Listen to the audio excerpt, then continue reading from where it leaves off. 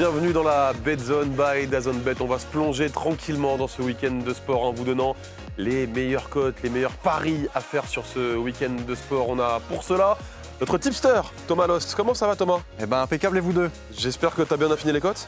Elles sont toutes présentes. Il va nous présenter quelques cotes intéressantes à jouer. Puis on a un expert qui viendra contrebalancer peut-être, qui viendra donner son avis également. Emmanuel Moine, comment ça va, Manu ? Ça va super, Adrien. Et tu vois, je contrebalance déjà la couleur bleue de cette chemise. On a choisi la même mais pas la même couleur. Les avis ne seront pas les mêmes. Mais on va voir ce que donne ce sommaire d'abord, parce qu'on va évoquer beaucoup de choses. Il y a un gros week-end chargé de sport qui nous attend, avec notamment ce match de Ligue 1 entre Lyon et Rennes, la lutte pour le podium, la lutte pour la Champions League. Il est très important ce match entre deux équipes bien en forme. Et on parlera notamment d'un joueur qui pourrait découvrir l'équipe de France, lui aussi pourrait avoir une cote intéressante. On va parler également de Première Ligue avec, là encore, un match dans la lutte pour le podium, un match dans la lutte pour la Champions League. C'est Manchester United-Liverpool, le derby d'Angleterre, un derby qui vaut de l'or. Effectivement, il vaut cher ce derby-là. Autre match pour le podium, même si c'est un peu plus éloigné pour cette formation de com, c'est la Serie A face à Napoli. Donc c'est la 35e journée en Italie. Et puis on évoquera la Formule 1, et oui, la F1, le Grand Prix de Miami, avec bien notamment les Mercedes qui sont en très grande forme. Et là encore, on vous donnera les meilleures cotes avec nos meilleurs experts. Mais on commence tout de suite par la Ligue 1 et par ce match entre Lyon et Rennes.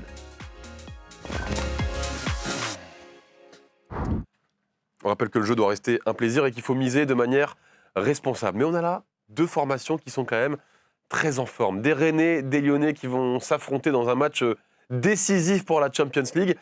Thomas, il oppose vraiment deux formations qui sont dans une très très bonne dynamique. Très très bonne dynamique.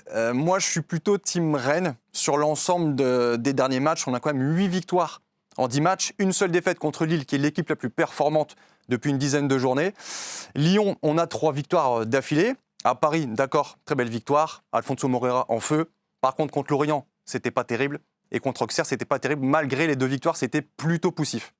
Ouais, c'est vrai que les cotes, là, 2,05 pour Lyon, 2,85 pour Rennes. Toi, tiré où, Manu ? Moi, je t'avoue que ouais, je suivrais Rennes pour l'aspect dynamique, 22 points pris sur 27 possibles, mais surtout le jeu. Je crois que dans le jeu, Rennes a montré plus de choses ces dernières semaines, plus de constance, notamment dans la maîtrise des matchs. L'OL, justement, a manqué un petit peu de maîtrise, t'en parlais la semaine dernière contre la JOCR. Et puis, on rappelle que l'OL, c'est 14 points perdus après avoir ouvert la marque. Ouais. On se rappelle du scénario, notamment contre l'AS Monaco, qui avait été assez frustrant. C'est une équipe qui, parfois, a du mal à tenir, justement, un petit peu ses scores. Et puis, quelque part, Rennes, c'est une équipe qui est plus équilibrée, plus expérimentée aussi. Je trouve que les individualités peuvent faire également la différence. Et puis Rennes, c'est une équipe qui est beaucoup plus efficace. On a 52 XG pour 54 buts marqués. Donc on marque plus que ce que théoriquement, entre guillemets, on aurait dû marquer. Et puis 53% de grosses occasions converties en buts. Ça fait partie du top 5 aujourd'hui européen. Donc pour la dynamique, pour le jeu, pour les individualités, moi j'ai envie de partir en tout cas sur Rennes. Je suis d'accord. J'ai un peu du mal à vous comprendre, les gars. J'ai du mal à vous suivre parce que là, je vois quand même la cote de Lyon, elle est à 2,05. Donc la cote du nul, elle est à 3,40. Une cote d'une équipe à domicile, elle est plutôt élevée, la cote de Lyon. Lyon est surcoté, je trouve. Lyon est surcoté sur ce match. Non, mais c'est une équipe quand même, Lyon, qui est en forme, qui a gagné au Parc. Ouais, mais... Rennes, si on regarde un petit peu la dynamique, il y a quand même souvent des adversaires abordables, des Angers, des Nantes, qui ont quasiment plus rien à jouer. Match contre Nantes, où c'est quand même très compliqué. Ça gagne en fin de match. Je vous trouve quand même bien dur avec eux, les gars. Ils sont à domicile. Moi, je reste sur Rennes. Il y a Hendrick qui est en train de revenir en forme. Franchement, moi, je comprends pas votre analyse. Hendrick, pour moi, c'est un mec qui s'enflamme très vite. Il va vite redescendre. Ouais, c'est peut-être le match pour ramener Lyon en top 4. Trop perso, pas assez collectif. Et pour moi, ils se font pas dans l'effectif de Lyon. Non, mais on l'a vu, Fonseca l'avait puni.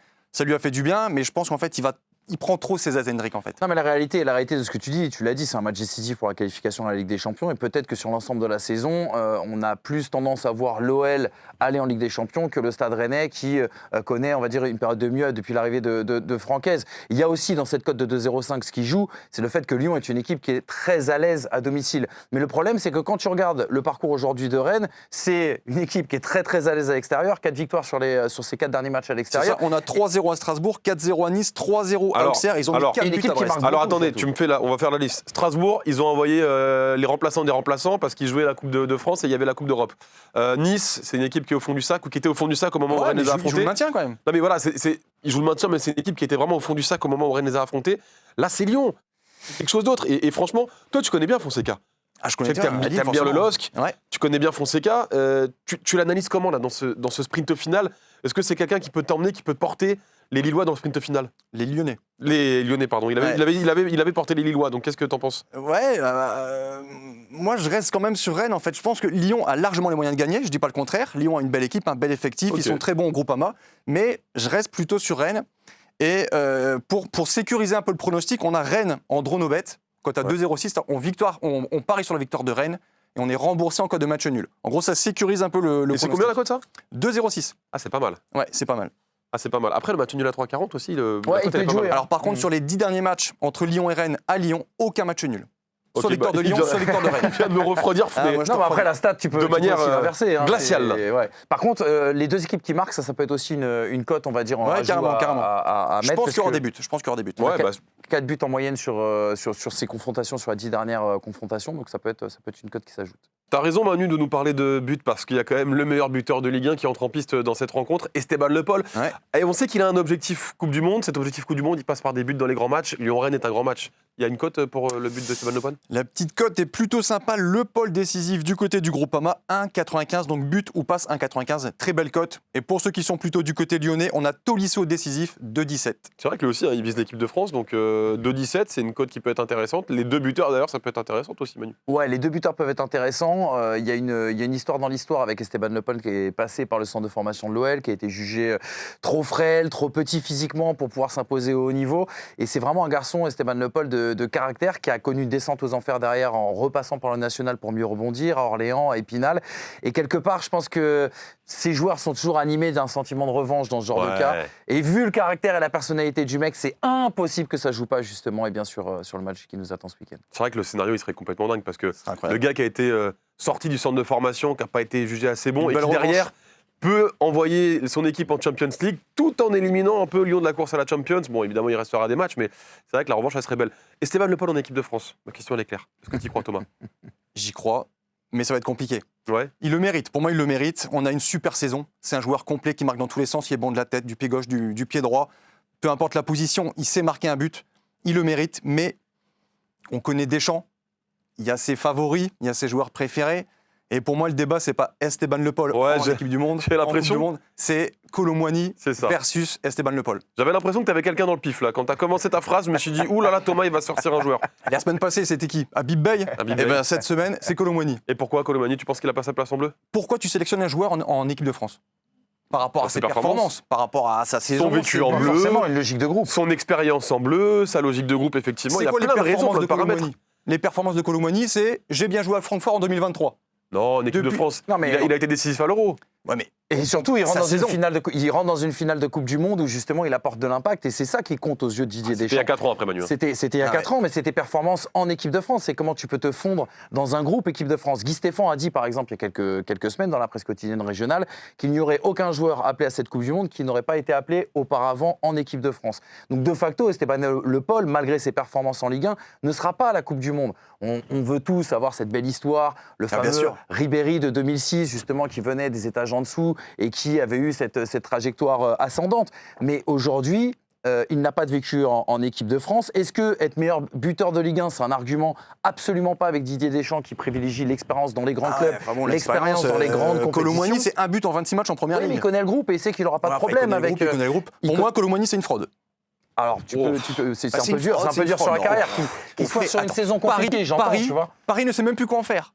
Il le Ouais. passe à la Juve. Ouais, mais Ils leur justement- prennent, on le met à Tottenham. Là, ils veulent le Après, vendre. tu dis Kolo Acheter Muani. 90 millions, prix de vente annoncé 30 millions. Ah ouais, non, mais là, ça y va fort, hein, parce que la Juve, il avait été bon. Enfin bref. Ouais, complètement. Non, mais pour revenir sur Esteban Le Paul, le problème, on sait que Didier Deschamps, il est dans une logique depuis le début, ça fait 15 ans maintenant, donc on commence à le comprendre. Il est dans une logique de groupe, il est dans une logique où tu vas prendre 26 joueurs pour partir à l'autre bout du Ouais, monde. mais tu prends et des joueurs qui qu'il sont faut en pas qu'il n'y ait confiance. de brebis Il y a galeuses au aucune sein de confiance ton chez Kolo Muani, effectif il n'y a rien du pour tout. faire péter les plombs justement à cette équipe. C'est tout l'inverse de ce qu'avait par exemple fait par le passé Raymond Domenech, mais on n'en est pas là.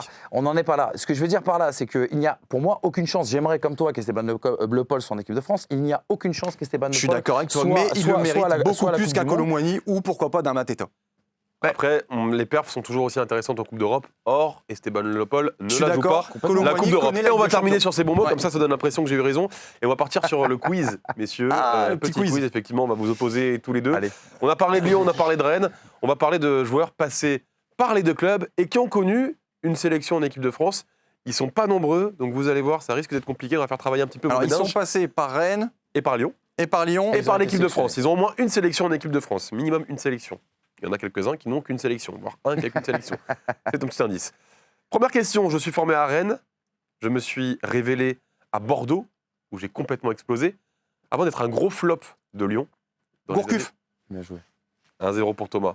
Excellent, Yoann Gourcuff, effectivement.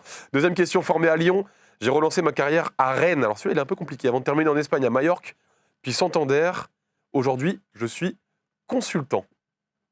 C'était un joueur qui a été en équipe de France, qui a eu quelques sélections, qui a loupé la Coupe du Monde 2014, me semble-t-il. Attends, Il j'en avait été ai un, blessé. mais C'est pas brillant, non? Non. Non, c'est pas Jimmy Briand, ça aurait pu, mais c'est pas Jimmy j'allais Briand. dire. Non, c'est pas ça. Attends, aujourd'hui, il est consultant, on a dit. Hein. Ouais, il a joué à la Roma, à Guingamp également, si je ne me trompe pas. Formé à Lyon.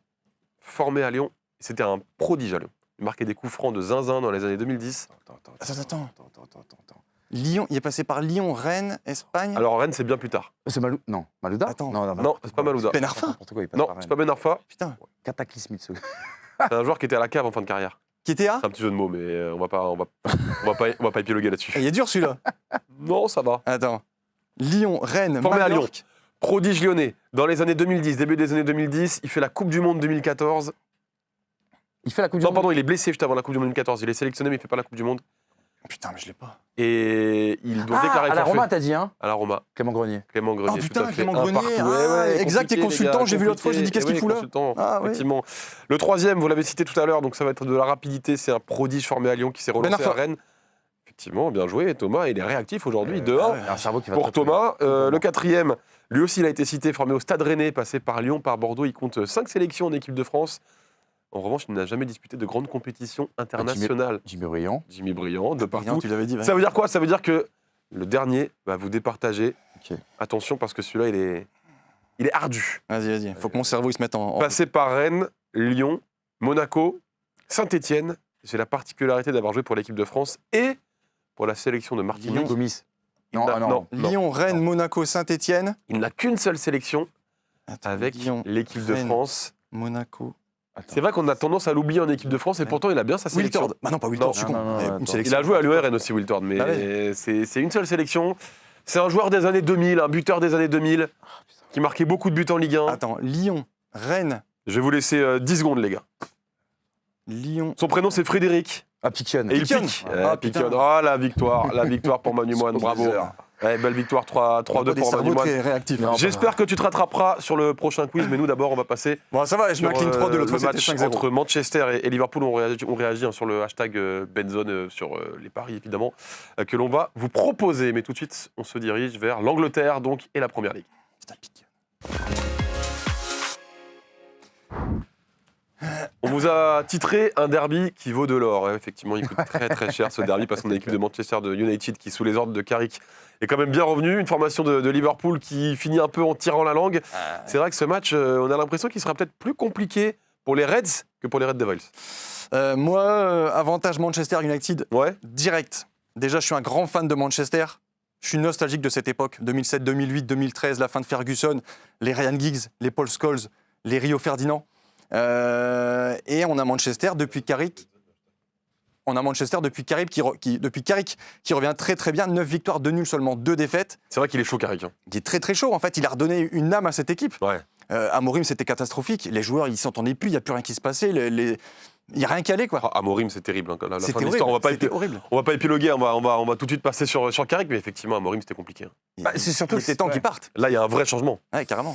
C'est les choix de Carrick en fait, c'est le passage de système en 4-2-3-1, alors c'est qu'il peut jouer aussi également avec une défense à 3, et puis la position de Bruno Fernandes en numéro 10. Là, on le voit, c'est passe sur passe. Exactement, et on se rappelle qu'avec Amorim, il jouait un petit peu plus bas, un petit peu plus milieu relayeur, là il est vraiment à la création, il est beaucoup plus proche des zones de vérité, et ça change tout. Et puis après, je pense qu'il y a le management aussi. Il a réussi à insuffler justement de la confiance à ce groupe qui en manquait, et donc tu changes de management, tu Elle n'allait changes plus de du plan tout, de cette jeu, équipe, de toute façon. et c'est plus du tout la même équipe. Elle restait sur sa saison passée ratée, ça repartait vers la même saison, et en fait, Carrick, il a tout changé. Bah, 2-18, c'est une cote plutôt intéressante du coup à domicile. De 18, elle est très belle, et surtout que Manchester à domicile, c'est 6 victoires sur les 7 derniers matchs, Liverpool, 5 défaites sur les 7 derniers déplacements. Ok. Donc avantage vraiment pour Manchester pour moi, et c'est pas le cœur qui parle, pour moi c'est Manchester qui. Et puis on a une équipe de Manchester quand même, et c'est pour ça que je trouve la cote intéressante, qui brille dans les grands rendez-vous. Ouais, exactement, ils ont battu Chelsea, ils ont battu Aston Villa, ils ont battu Arsenal, ils ont battu Liverpool.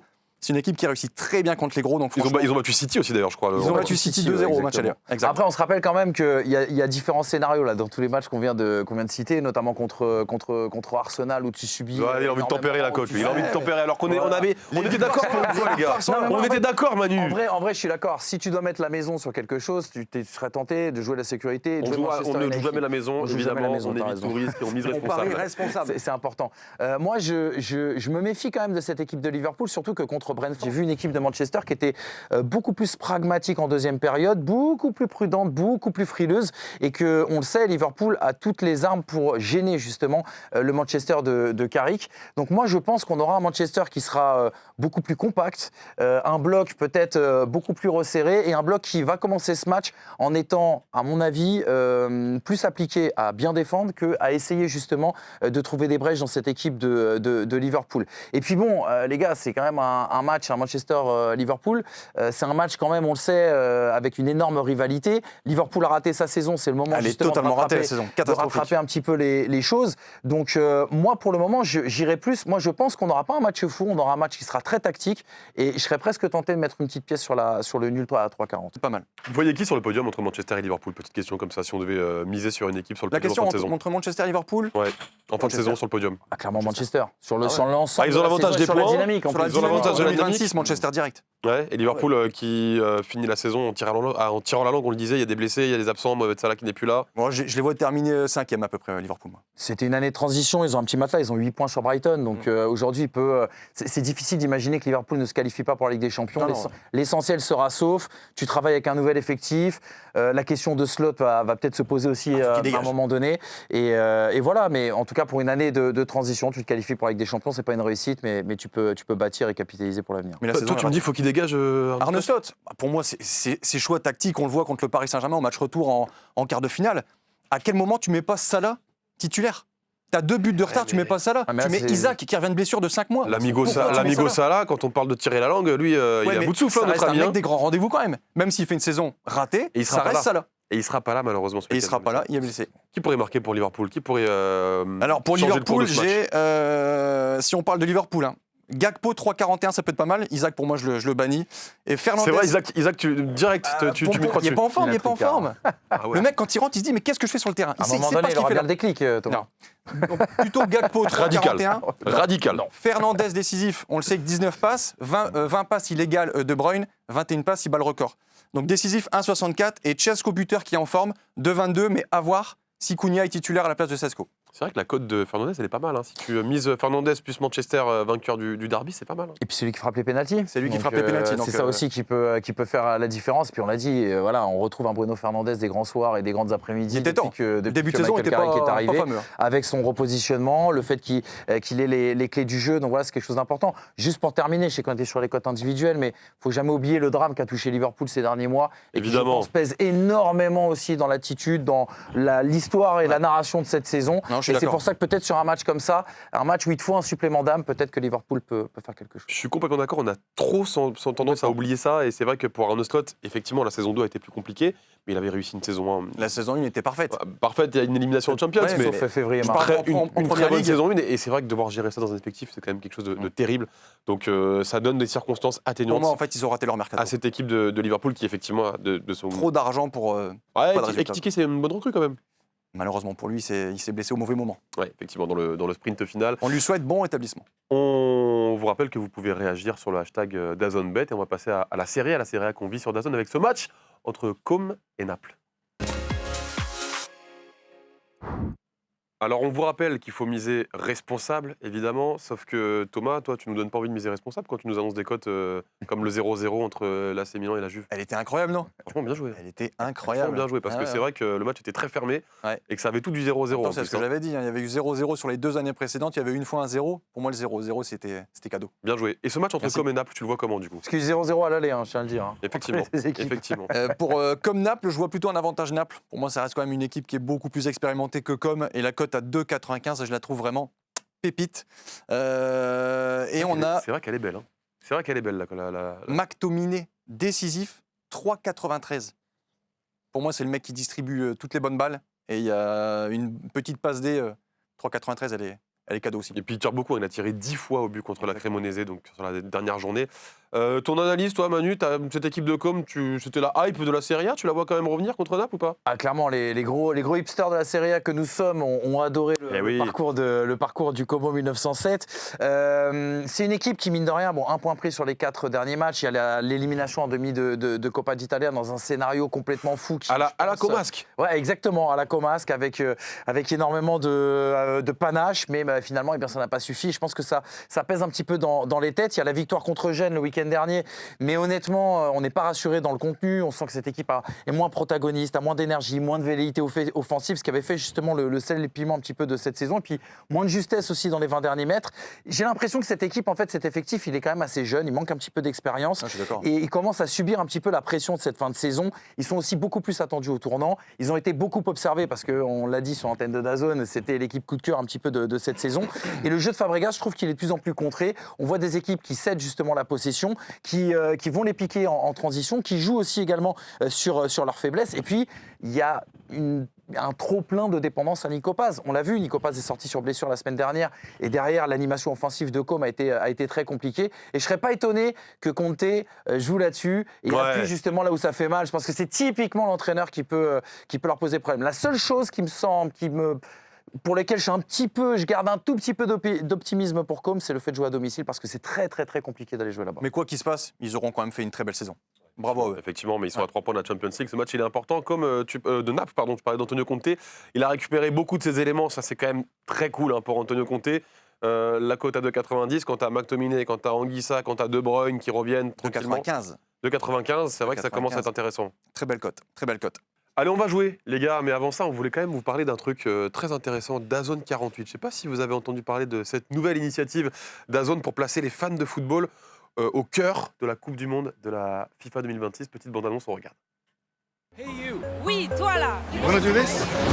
Practice. Let's go. DAZN offre la chance aux créateurs de contenu de passer de là à là. What a moment, it means so much. Stay tuned to the zone. Nous recherchons 48 créateurs dans le monde entier pour représenter leur nation. Argentina. Saudi Arabia. Japan. Alors saisis ta chance pour être l'un d'entre eux sur le terrain. That's the final whistle. Si tu veux postuler et devenir la voix des fans sur DAZN France, rendez-vous sur DAZN.com. Thomas, tu vas là pour être le nouvel influenceur DAZN là, pendant la Coupe du Monde 2026, ça t'intéresse? Directement. Allez, tu vas postuler DAZN 48. Vous avez vu le site s'afficher. On va jouer, messieurs. On va parler de Formule 1. Et du coup, pour vous emmener tranquillement vers la Formule 1, on va faire un crossover foot et Formule 1. Alors, je suis désolé, Thomas. Je suis désolé. Mais sache qu'on a sur ce plateau un expert absolu de la Formule 1. Il n'y a pas de souci, je m'incline. C'est moi. Je m'incline volontiers. Il n'y a aucun souci. C'est Manu, évidemment. Je dirais plutôt que c'est Manu. Après le foot, effectivement, il y a le Grand Prix de Miami et il y a beaucoup de liens entre la Formule 1 et le football. Je suis fan, depuis que j'ai 6 ans, du club d'Arsenal. Je suis un pilote de Formule 1. Lewis Hamilton. Ah ouais, ça va aller vite. Ah ouais, ça va aller désolé, vite. les gars. Il va dérouler. Personnage emblématique de la F1, j'ai été propriétaire du club de foot des Queen's Park Rangers. Schumacher. Non, pas lui. c'est Flavio Briatore. Pas le Briatore, effectivement. Ah mais il a raison de tenter. Hein. Il a raison de tenter. Il faut, t'as raison. Fan du Paris Saint-Germain, je suis également actionnaire du FC Versailles. J'ai vite- Raikkonen. Ouais, il y va, c'est bien, c'est bien. Non, mais tu l'as peut-être, parce que tout le monde le sait. C'est Gasly, pardon, excuse-moi. Pierre Gasly, Ouais. effectivement. Tout le monde le sait, mais. Non, enfin, quand je dis tout le monde le sait, ouais, c'est bref. Quel pilote a donné dimanche le coup d'envoi du match de MLS de l'Inter Miami de Lionel Messi? Isaac Adjar. Ah, ça va vite, hein. Ça va vite. En toute logique, je suis un grand supporter de l'AS Monaco. Ah Charles Leclerc. Non, tu sais que je l'ai pas eu dessus, parce que c'est vrai, c'est logique. C'est quoi ce quiz? Ancien pilote, j'ai gagné 11 Grands Prix dans ma carrière et je fais partie aujourd'hui des actionnaires du Mans FC en Ligue 2. Felipe Massa. Très bien. Mais, comme on est gentil, Thomas, Vas-y, une petite pour moi. on a ajouté une question. Une question tennis. Ah, Voilà. Et si jamais tu gagnes, tu remportes le quiz. Ah, Ok, génial, vas-y. j'adore ces scénarios. allez, vas-y. La question banco. Attends, faut que Quel- le cerveau. Vas-y, c'est bon. Quel célèbre tennisman fait partie, avec Felipe Massa justement, de ses actionnaires du club du Mans? Djokovic.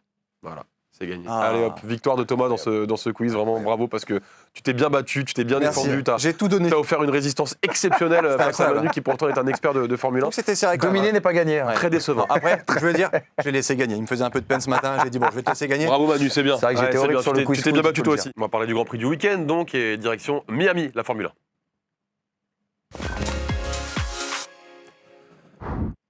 Question très simple à notre expert. Qui peut battre Mercedes? Il déroule depuis le début de saison.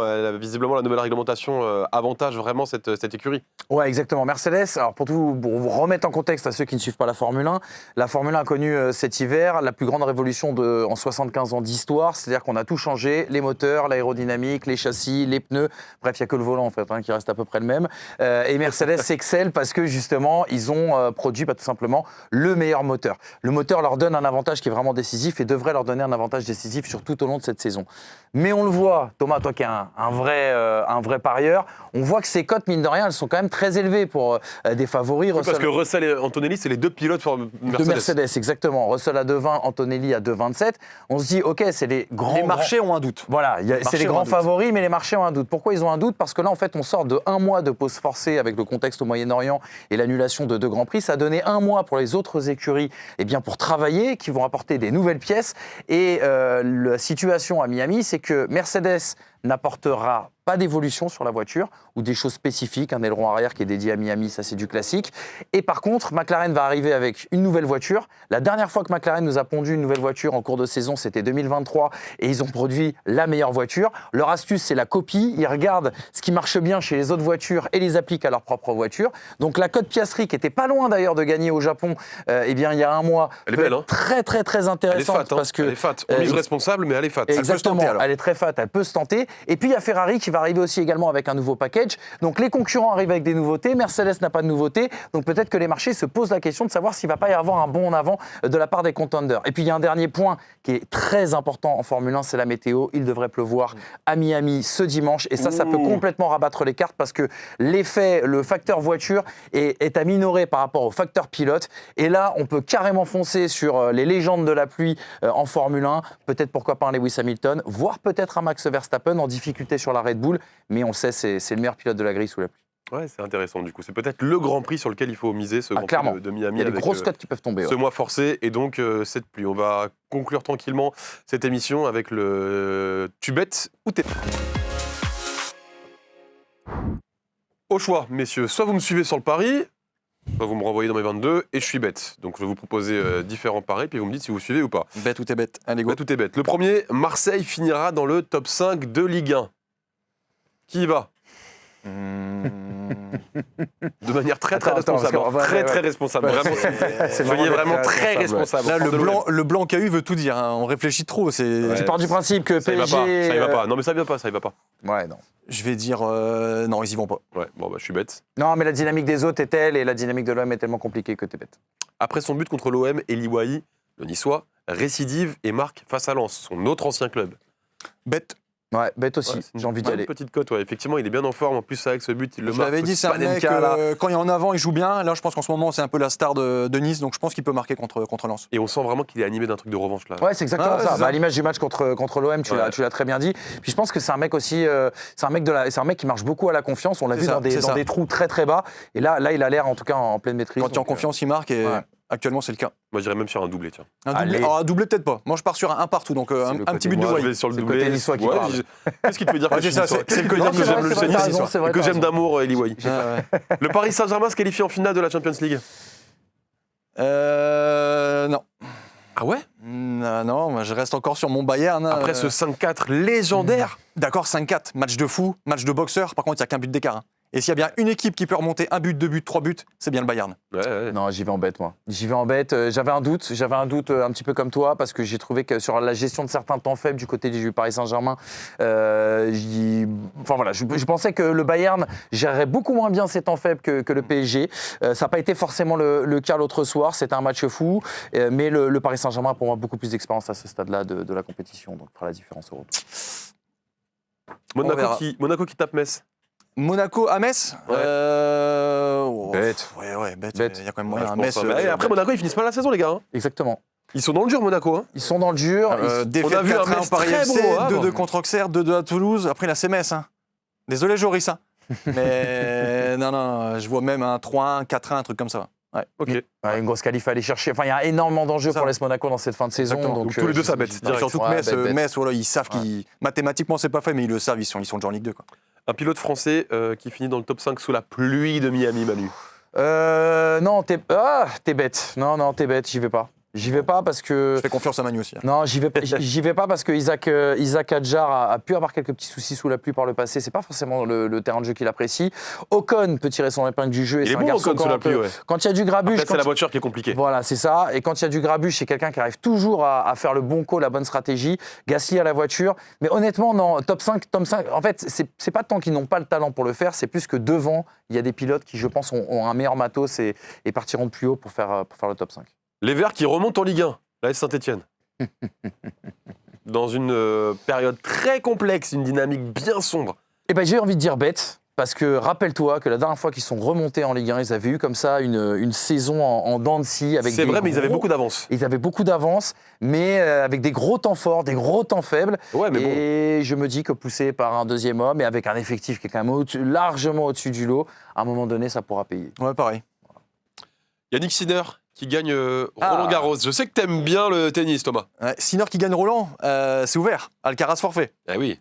Pour moi, Sinner, il y a un seul concurrent, c'est Alcaraz. Si Alcaraz n'est pas là, après, il peut peut-être avoir un peu la frousse de se dire il n'y a pas Alcaraz, je dois absolument gagner. On voit des bons joueurs qui arrivent, le Jodar, qui me paraît quand même encore un peu jeune, mais qui est très très bon. Mais si je dois donner qu'une réponse, Sinner gagne Roland Garros. Donc tu vas sur le bet direct. Direct. Et toi, Manu? Ouais, bête, pareil, pour les mêmes raisons. Ouais. Arsenal qui se qualifie en finale de la Champions League, les amis. Non. Non? Non, moi je vois l'Atlético aller Face à à l'Atlético. l'état personnel là-bas. Ouais. qui a Je vois loupé bien, beaucoup je vois de bien un occasions. match nul au match retour et l'Atlético au tir au but. Donc toi, tu vois une finale Bayern-Atlético. Ouais, c'est ça. Moi, je vois une finale PSG-Arsenal. Exactement la même chose que toi. Je pense que la Première Ligue échappera sans doute aux Gunners, mais c'est impossible qu'on termine sur une saison blanche pour Arteta. Et je pense plus à un sacre européen. Tu les vois gagner la Champions, Arsenal? Moi, Je pense je que la vais- cote, alors honnêtement, on se parle, elle doit être belle. Sur un match sec, Tu vois Arsenal gagner la Ligue des Champions. je ne te dis pas que c'est le favori, mais en tout cas, sur un match sec, c'est une équipe qui peut emmerder toutes les équipes. d'Europe. Mais tu sais quoi? J'ai quand même bien le sentiment, au vu de tout ce qu'on a vu cette semaine, de Champions League qui était exceptionnel, que le vainqueur de la Champions sera pas le vainqueur du duel PSG-Bayern. Mais j'en suis persuadé bon depuis le début. Ouais. Il y a un espèce de Bien sûr truc que si. où tu te dis les mecs ils vont tout donner, le combat il va être exceptionnel, Non. et finalement c'est l'Atlético qui va la ramasser. Pour Une moi. finale, Regarde c'est- le match de mardi, regarde le match de mercredi. Mardi, il y a un vrai match, une finale. Celui d'hier soir, c'était Non, oui, mais- Justement, Oui, mais c'est Oh, toujours. bah, justement. c'est triste, il y a 2 pénaltys. C'est la loi du football. C'est le pragmatisme qui l'emportera sur un match sec en 90 Exactement. minutes. Il n'y a rien. c'est le ouais, moi je suis d'accord avec Et toi. faire le back-to-back, les amis, si jamais Paris se qualifie en finale de Ligue des Champions, faire un back-to-back, c'est très très très compliqué dans Mais l'ère c'est moderne. possible. C'est possible. C'est possible, une seule équipe l'a fait, Le Real. dans l'ère moderne. Le Real Madrid, effectivement. Dernière question rugby. L'UBB et le RC Toulon qui se retrouvent en finale de la Champions Cup. On a des demi, c'est Leinster Toulon et UBB Basse. Est-ce que vous voyez les deux clubs français en finale de la Coupe d'Europe, de la Champions Cup? Ah bon, oui, j'ai envie de dire bête. Ouais. Ah ouais, Bête aussi. bête très clair. Ok. Bête très clair, tout simplement parce que je pense qu'aujourd'hui, le top 14 reste le meilleur championnat du monde, qu'il y a une certaine expérience de la part des clubs français, justement, et bien sur la scène européenne. Que Bègle, alors peut-être qu'on peut avoir un peu plus un doute pour Toulon que pour Bordeaux-Bègle, je vais y arriver. Bordeaux bégaye. Mais voilà, c'est Bordeaux-Bégay là, dans l'immédiat. Mais Toulon, l'histoire de Toulon en Europe est juste extraordinaire et je pense vraiment qu'on va avoir une finale 100% française. Merci beaucoup, les gars. Merci N'hésitez à pas, vous. si vous voulez réagir sur le hashtag DAZNBet, donnez votre avis, évidemment. Nous, on est ravis, en tout cas, d'avoir pu avoir votre expertise. Moi, j'ai bien noté tout ce que j'avais à faire, donc c'est bien. Je sais sur quoi je vais pouvoir aller. On a dit quoi? On a dit Naples, on a dit Lyon, on a dit Rennes. Bref, en tout cas, Rennes, ouais, Manchester. toutes les infos sont dans la poche. Merci à tous ceux qui nous ont aidés à réaliser cette émission et on vous souhaite un excellent week-end de sport sur DAZN.